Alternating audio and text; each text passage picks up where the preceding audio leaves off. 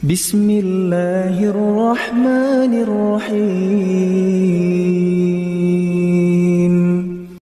Alhamdulillah, kita bersyukur kepada Allah Subhanahu wa taala. Kembali di pagi hari ini kita bisa melanjutkan kajian rutin dengan membaca buku fikih bermadhab. Dan insyaallah di kesempatan kali ini kita akan membaca masih berkaitan dengan beberapa poin tentang ijtihad. Kita akan membaca poin yang ke-8, yaitu perubahan ijtihad. Apakah mungkin seorang ulama dia mengalami perubahan ijtihad? Sehingga pada satu keadaan beliau menyebut boleh, di keadaan yang lain beliau menyebut tidak boleh. Pada satu keadaan beliau menilai haram, dan di keadaan yang lain beliau menilai halal, dan seterusnya. Baik. Kita akan membaca beberapa pengantar terlebih dahulu agar bisa memahami apakah mungkin ijtihad itu berubah. Ulama adalah orang yang istimewa karena mereka tidak pernah berhenti belajar. Kalimat ini yang layak untuk kita catat, bahwa ulama itu tidak pernah berhenti belajar. Kendati mereka telah mencapai derajat mujtahid, sehingga meskipun dia sudah sampai pada tingkatan ulama mujtahid, tapi yang namanya kegiatan belajar tidak pernah putus. Bagi para ulama, orang bodoh yang sebenarnya adalah siapapun yang merasa dirinya telah berilmu dan berhenti belajar. Manusia bodoh yang sebenarnya bagi para ulama adalah orang yang berhenti belajar dan dia merasa sudah berilmu. Karena ilmu hamba tidak ada ujungnya. Allah Subhanahu wa ta'ala memberikan ilmu kepada sebagian hambanya sesuai yang dia kehendaki. Dan yang tidak Allah berikan jauh lebih banyak. وَلَا يُحِيطُونَ بِشَيْءٍ مِّنْ عِلْمِهِ إِلَّا بِمَا شَاءَ. Tidak ada manusia yang bisa meliputi ilmu Allah. Wala yuhituna bi syai'in min ilmihi. Mereka tidak bisa meliputi ilmu Allah illa bima syaa, kecuali ilmu yang Allah kehendaki untuk Allah berikan kepadanya. Sehingga banyak sekali pengetahuan dan ilmu yang tidak kita ketahui. Abdullah bin Mubarak, kita tahu beliau adalah seorang ulama besar, gunung dalam masalah hadis, pernah mengatakan, la yazalul mar'u aliman ma talabal ilma fa idza dhanna annahu qad alima faqad jahila fa idza dhanna annahu qad alama faqad jahila. Seorang akan selalu menjadi orang yang berilmu, ma talabal ilma, apabila dia mencari ilmu. Fa idza dhanna, di sini harokatnya ada yang salah ya. Annahu qad alima ya'lam. Fa idza dhanna, apabila dia merasa kalau dia sudah berilmu, faqad jahil, maka berarti dia bodoh. Sehingga karakter orang yang bodoh adalah ketika dia merasa bahwa dirinya sudah berilmu. Dari sinilah para ulama akan selalu belajar dan belajar. Dan tentu saja dalam belajar ada banyak pengetahuan yang dia dapatkan, ada pengetahuan-pengetahuan yang baru. Dalam belajar akan ada beberapa pengetahuan yang baru. Ya. Dalam dunia belajar ilmu agama, para ulama ahlus sunnah. Para ulama ahlus sunnah memiliki prinsip bahwa seorang pelajar talibul ilmi tidak boleh kaku. Tidak boleh kaku. Sebagai konsekuensinya, mereka siap menerima perubahan sesuai tambahan ilmu yang mereka dapatkan. Masya Allah. Siap menerima perubahan sesuai tambahan ilmu yang mereka dapatkan. Berangkat dari prinsip ini, terjadinya perubahan pendapat adalah hal yang lumrah di tengah para ulama. Bukan karena pelin-pelan, bukan karena mencela-mencele, atau tidak memegang prinsip, tetapi perubahan pendapat itu sebagai konsekuensi belajar. Karena konsekuensi belajar, orang bertambah ilmunya, dan ketika seseorang bertambah ilmunya, dia mengetahui sesuatu yang baru, dan ketika dia mengetahui sesuatu yang baru, bisa jadi ada hal yang berbeda dengan apa yang sudah dia yakini sebelumnya, lalu dia mau berubah. Itulah bentuk tawadhu terhadap ilmu. Disinilah ada bentuk tawadhu terhadap ilmu. Bentuk tawadhu terhadap ilmu adalah mau berubah mengikuti ilmu yang dia pelajari. Dr. Muhammad Mustafa Az-Zuhaili menyebutkan, yajuzu lil mujtahid ay yakuna lahu qawlani fi waqtaini mukhtalifain, wa dhalika bi ay yakuna lahu ijtihadun wa fihi ra'yun muayyan. Diperbolehkan bagi seorang mujtahid untuk memiliki dua pendapat dalam waktu yang sama, dan pendapat itu berbeda. Kita ulang ya. Seorang mujtahid boleh memiliki dua pendapat fi waqtaini mukhtalifain, dalam dua waktu yang berbeda. Seorang mujtahid boleh memiliki dua pendapat dalam dua waktu yang berbeda. Sehingga pertama dia mengatakan boleh, yang kedua dia mengatakan tidak boleh. Wa dzalika bi ay yakuna lahu ijtihadun wa fihi ra'yun muayyan. Bentuknya adalah dia beristihad, wa fihi ra'yun muayyan, dan dia mengambil pendapat tertentu. Thumma yajtahidu fi nafsil mas'alah fayasilu ila ijtihadin akhar wa ra'yun jadid mukhalifun lil awwal. Kemudian dia beristihad di masalah yang sama, pada kasus yang sama, lalu dia mengambil pendapat yang baru, yang berbeda dengan pendapat yang pertama. Wa hadza jaizun bittifaq. Dan ini boleh dengan sepakat ulama. Baik. Mohon jadikan ini sebagai catatan bahwa salah satu di antara bentuk tawadhu,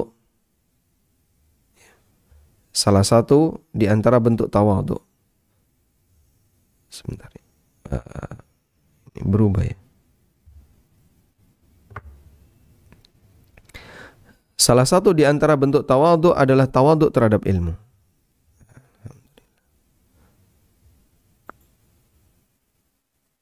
Baik. Di antara bentuk tawadhu adalah tawadhu terhadap ilmu, tawadhu terhadap kebenaran.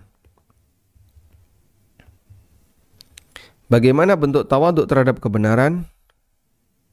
Siap menerima kebenaran,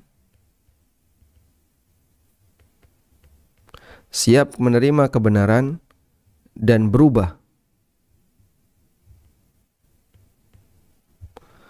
Ya, meskipun bertentangan dengan pendapat sebelumnya. Meskipun bertentangan dengan pendapatnya sebelumnya. Inilah bentuk tawadhu terhadap kebenaran. Dia siap menerima kebenaran dan siap untuk berubah meskipun bertentangan dengan pendapatnya sebelumnya. Contohnya bagaimana? Dalam proses belajar. Orang ketika belajar, dia akan menjumpai ilmu yang baru. Kalau dia belajar dan tidak menjumpai ilmu yang baru, itu mengulang. Berarti dia murajaah apa yang sudah dia pelajari, dia mengulang. Tapi ketika dia belajar, lalu mendapatkan hadis yang sebelumnya tidak dia kenal, mendapatkan keterangan yang bagus yang sebelumnya tidak dia kenal, mendapatkan fatwa dari para sahabat yang sebelumnya tidak dia kenal, maka ada tambahan ilmu baru. Dan ilmu yang baru ini ada dua kemungkinan. Ilmu yang baru ini ada dua kemungkinan.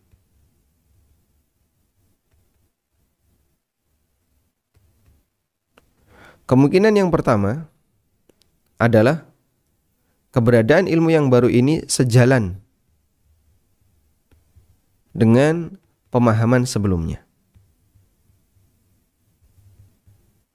sejalan dengan pemahaman dia sebelumnya. Karena sejalan dengan pemahamannya sebelumnya, maka keberadaan ilmu yang baru itu akan semakin menambah keyakinan, tambah yakin dengan kebenaran yang selama ini dia pegang. Ketika ilmu yang baru yang dia pelajari sejalan dengan pemahaman sebelumnya, maka dia akan semakin yakin dengan kebenaran yang selama ini dia ikuti. Yang kedua, berbeda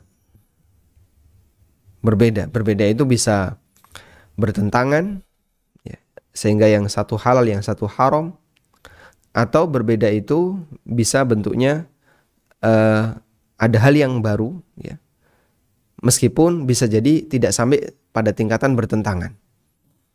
Sehingga misalnya yang satu berwarna biru, yang satu berwarna hijau, itu kan tidak bertentangan.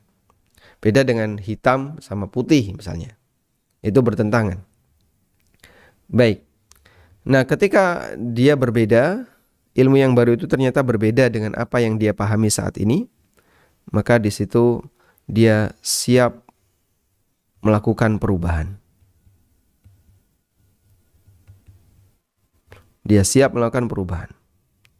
Apabila ini terjadi pada hamba, maka itu bentuk tawadhu terhadap ilmu. Itulah bentuk tawadhu dalam syariat kita. Sehingga manusia yang tawadhu adalah siap untuk berubah, siap untuk mengikuti kebenaran, meskipun bisa jadi berbeda dengan pendapat dia sebelumnya. Karena itu tawadhu ada yang berupa tawadhu fisik. Ini siapapun bisa melakukannya. Siapapun bisa melakukan tawadhu fisik. Siapapun bisa melakukannya. Baik muslim maupun kafir.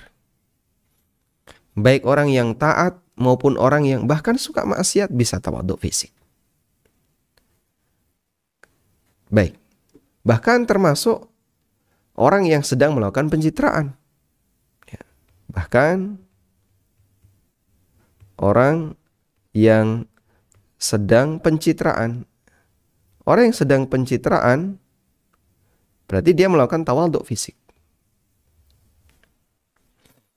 Dan ada tawadhu bentuk yang kedua adalah tawadhu batin.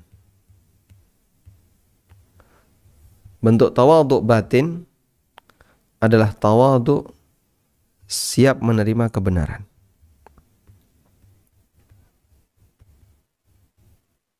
Siap menerima kebenaran.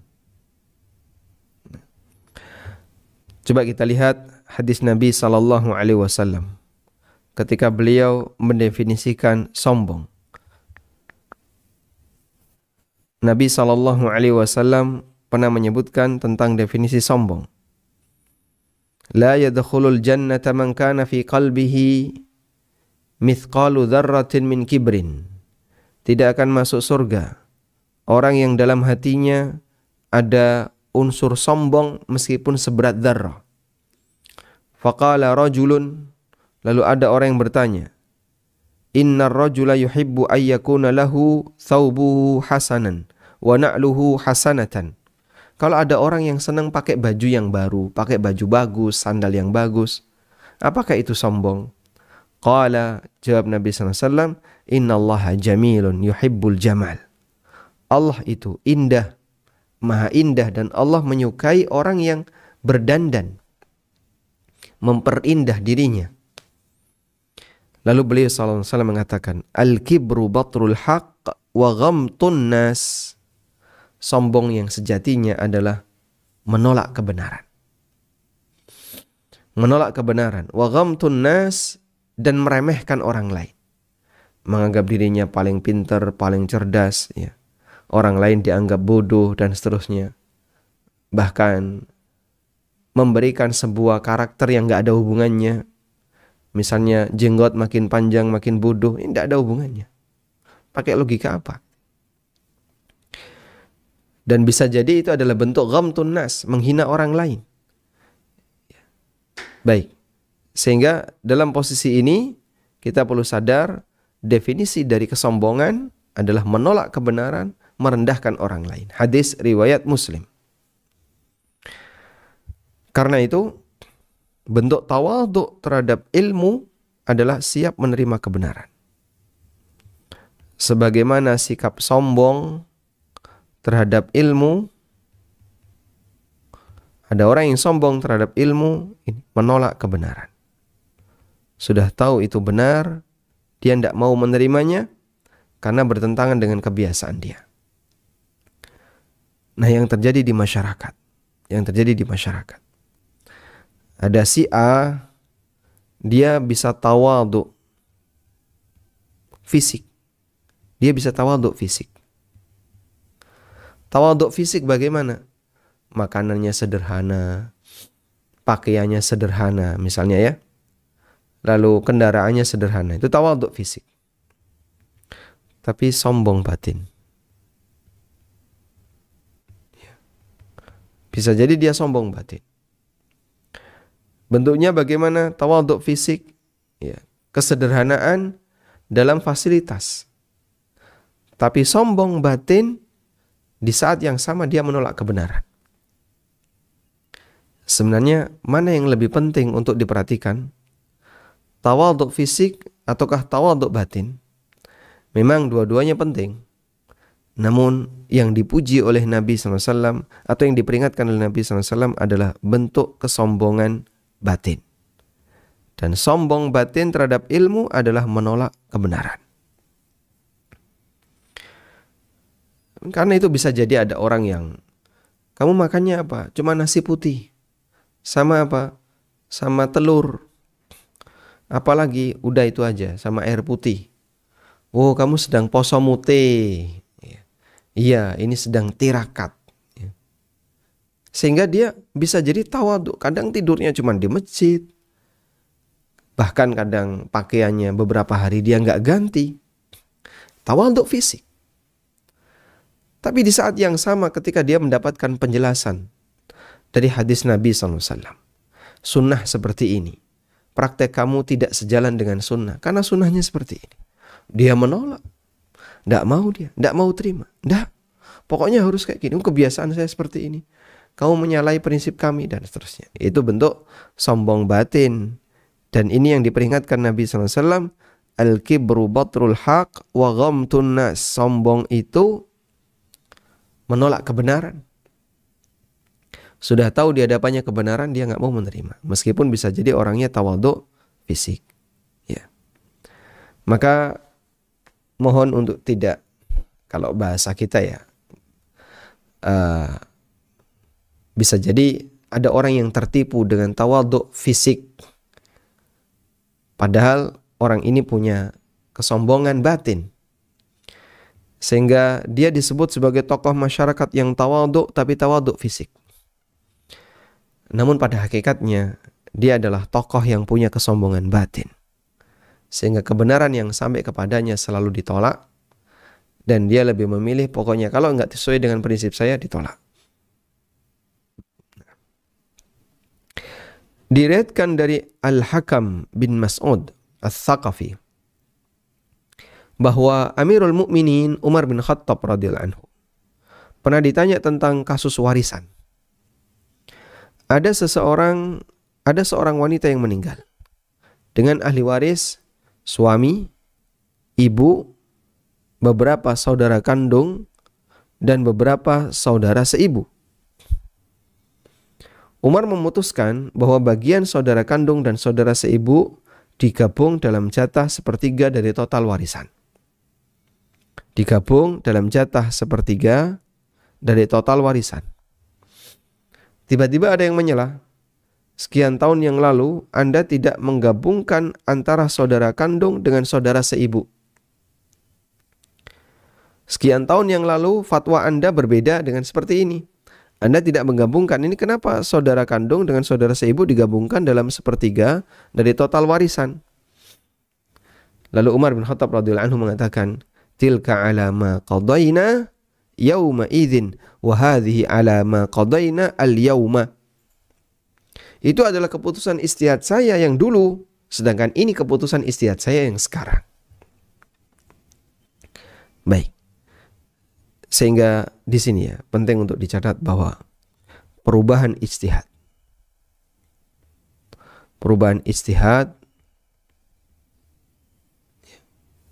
karena ilmu,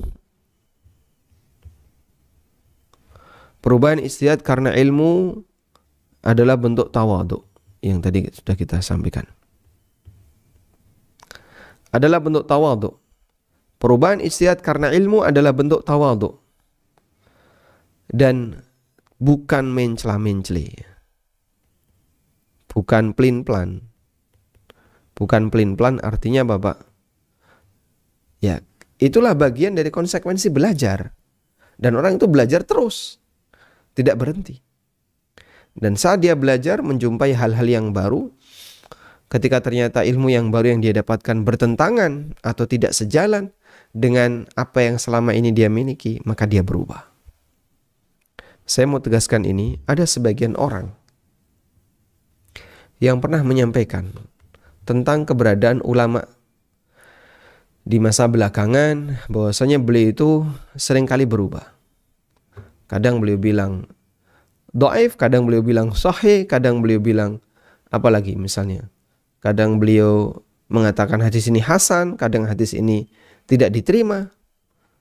Jadinya kok pelin-pelan seperti ini. Dan itu dikumpulkan. Di sini dinilai sahih, di sini dinilai dhaif. Di sini dinilai hasan, yang di sini dinilai tidak diterima.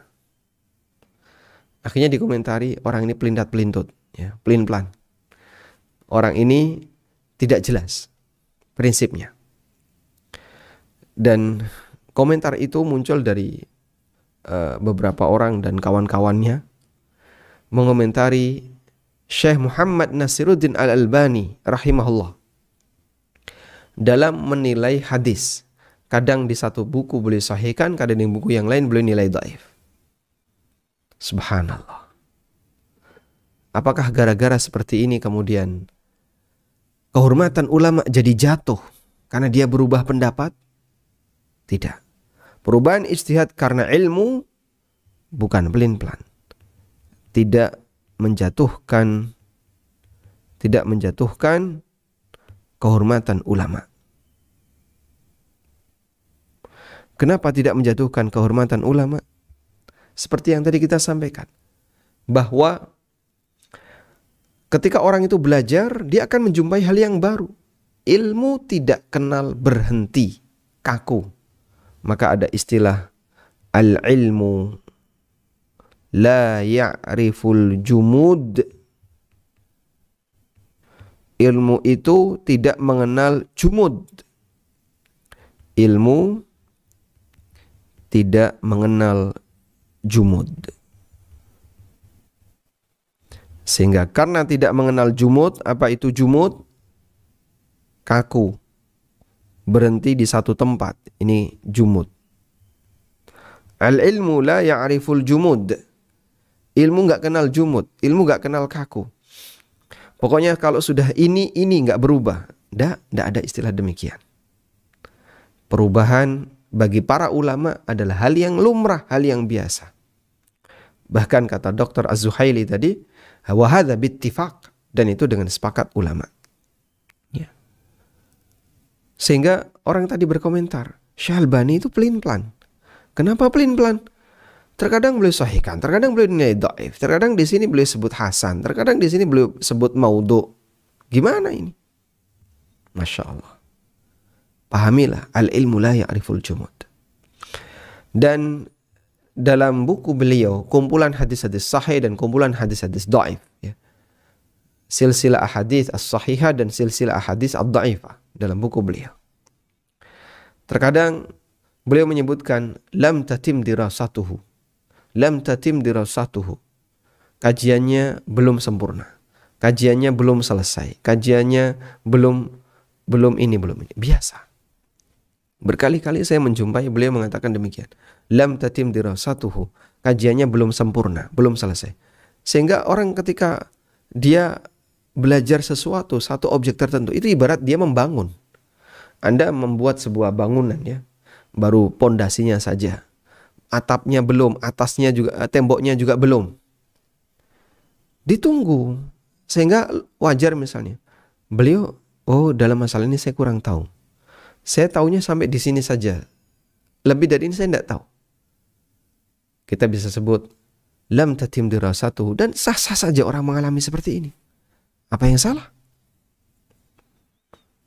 Sehingga ketika dalam kajian awal dinilai sahih, di kajian berikutnya dinilai dhaif. Apa yang salah? Masya Allah. Imam Syafi'i rahimahullah, kita kenal beliau punya dua qaul yang sangat terkenal. Qaul qadim dan qaul jadid. Madhab qadim dan madhab jadid. Tidak ada orang komentar dengan Imam Syafi'i. Tidak ada orang berkomentar tentang Imam Syafi'i. Imam Syafi'i pelin-pelan. Imam Syafi'i nggak konsisten. Tidak ada. Karena al-ilmu la ya'riful jumud. Sebab ilmu itu tidak mengenal kejumutan. Tidak mengenal kaku. Orang terus belajar. Dan dari dia belajar, dia bisa memahami. Dia bisa mengetahui ya, hal-hal yang baru. Yang dengan hal yang baru itu akan membuat dirinya mungkin akan berubah. Kita lanjutkan. Dan sebagaimana kasus Umar Ibnu Khattab radhiyallahu anhu yang tadi kita baca, kita tidak mungkin akan mengatakan Umar berubah karena pelin-pelan. Nah, perubahan itu bukan karena pelin-pelan, tapi karena beliau memiliki tambahan ilmu. Baik. Jadi ada berubah ijtihad karena ilmu. Terus yang kedua apa, Pak? Berubah ijtihad yang kedua apa? Berubah ijtihad yang kedua adalah berubah ijtihad karena hawa nafsu.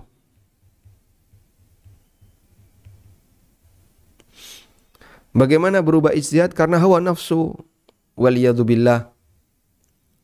Ini penyimpangan. Orang jadi menyimpang, keluar dari kebenaran karena hawa nafsu. Apa pengaruhnya atau apa penyebabnya? Apa penyebabnya? Banyak sekali.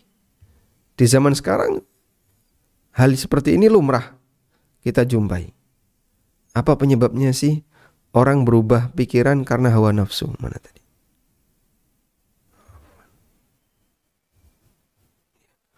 Orang berubah karena hawa nafsu. Apa penyebabnya? Penyebabnya misalnya karena masalah politik misalnya ya. Dulu menilai bahwa ini haram, tidak sesuai syariah. Sekarang menilai ini halal sesuai syariah. Dulu menilai yang seperti ini nggak boleh. Sekarang menilai ini boleh. Dulu menilai A, sekarang B. Dan perubahan karena hawa nafsu. Dunia. Karena dunia. Maka ini bentuk penyimpangan. Waliyadzubillah. Saya berlindung kepada Allah dari yang seperti ini. Dan para ulama Ahlus Sunnah berlindung kepada Allah dari seperti ini. Sehingga dulu dia idealis. Ya. Ada orang yang awalnya idealis. Masih memegang idealisme. Lalu ketika ketambahan harta, jadi apa? Jadi politis. Maka pengaruh fitnah harta, ujian harta, menyebabkan orang yang idealis bisa berubah jadi politis. Contohnya bagaimana, Pak? Masya Allah. Banyak sekali di negara kita. Sehingga tokoh agama itu berubah pemahamannya, berubah prinsip karena fitnah harta. Bisa juga karena fitnah pengikutnya. Bisa karena fitnah jabatan, karena fitnah ini, fitnah ini, fitnah ini. Dalam sebuah sidang yang diikuti oleh beberapa tokoh agama di sebuah daerah tingkat kabupaten, saya menyebutkan provinsinya saja, di Jawa Timur. Dalam forum sidang ini memutuskan bahwa rokok adalah haram. rokok haram. Akhirnya salah satu di antara anggota forum angkat tangan. Kalau rokok haram, operasional untuk kegiatan kita di sini gak bakalan jalan. Biaya operasional gak ada. Kenapa? Ya, biaya operasional gak ada. Karena memfatwakan rokok haram beresiko ya, terhadap kelancaran cash flow, aliran dana untuk kegiatan dakwah di sini. Kegiatan dakwah komunitas tadi ya. Akhirnya pimpinan sidang memutuskan sidang akan diulang ya. Sidang kali ini akan diulang untuk fokus membahas masalah hukum rokok. Ya. Akhirnya di sidang yang kedua diputuskan bahwa hasil dari rapat para tokoh agama di sini memutuskan bahwa rokok hukumnya haram kecuali rokok merek A. Masya Allah. Kenapa? Karena ternyata pabrik rokok merek A itu donatur terbesar untuk gedung ya, yang digunakan untuk sidang. Donatur operasional, donatur terbesar. Masya Allah. Seperti ini apa? Idealis bisa jadi politis karena harta. Ya. Sehingga kadang fatwa itu bisa masuk angin, kan gitu ya. Dibahas di daerah A, semuanya sepakat, atau kalau enggak ya mayoritas mengatakan enggak boleh, haram. Begitu pindah ke daerah yang lain masuk angin, berubah. Fatwanya masuk angin. Baik. Karena itu perubahan yang terjadi pada manusia, pada ulama ada dua. Ada perubahan karena ilmu, ada perubahan karena hawa nafsu. Dan kita menghargai perubahan karena ilmu, tapi kita menyebut perubahan karena hawa nafsu adalah penyimpangan. Dan semua akan mempertanggungjawabkan di hadapan Allah Subhanahu wa Ta'ala. Perubahan ijtihad yang dilakukan oleh para ulama merupakan bagian dari semangat mereka agar perkara yang disampaikan selalu sesuai kebenaran. Umar bin Khattab radhiyallahu anhu pernah berpesan kepada Abu Musa al-Ash'ari, "Wala yamna'uka qada'un qadaita bihi al-yawma faraja'ta fihi ra'yak wa hudita fihi lirushdika an turaji'a fihi al-haqq." Hasil dari ijtihadmu sekarang jangan sampai menghalangimu untuk meninjau ulang pendapatmu ketika kamu mendapatkan petunjuk untuk kembali kepada kebenaran, karena kebenaran telah ada sejak masa silam dan tidak akan pernah hilang.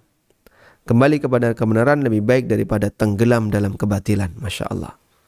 Catat kalimat ini ya. Wa muraja'atul haqqi khairun minat tamadi fil batil. Kembali kepada kebenaran lebih baik daripada bertahan dalam kebatilan. Ini nasihat yang diberikan oleh Amirul Mukminin Umar bin Khattab radhiyallahu anhu kepada gubernur beliau, yaitu Abu Musa al-Ash'ari radhiyallahu anhu. Walhamdulillahirabbil alamin. Dan nanti kita akan lihat salah satu di antara realita yang terjadi pada seorang ulama yang sangat kita hormati, Imam Asy-Syafi'i rahimahullah. Di mana dalam catatan sejarah beliau, kaum muslimin telah mengenal dan mengetahui bahwa Imam Syafi'i mengalami perubahan ijtihad. Sampai dikenal bahwa Imam Syafi'i punya dua qaul jadid dan qaul qadim. Di satu kumpulan pendapat ketika beliau masih berada di Irak disebut dengan qaul jadid, dan ketika beliau meninggalkan Irak disebut sebagai qaul qadim. Disebut sebagai qaul qadim ketika di Irak, dan ketika beliau meninggalkan Irak, pendapat beliau disebut sebagai qaul jadid, pendapat yang baru. Dan insya Allah akan kita bahas di pertemuan berikutnya dengan melihat bagaimana latar belakangnya, agar kita semakin yakin bahwa yang namanya perubahan pendapat ulama bukanlah hal yang aneh, bukan hal yang anomali, tapi itu justru hal yang wajar sebagai bagian dari konsekuensi bahwa belajar tidak ada ujungnya. Demikian, wassallallahu ala nabiyyina Muhammadin wa ala alihi wa sahbihi wasallam.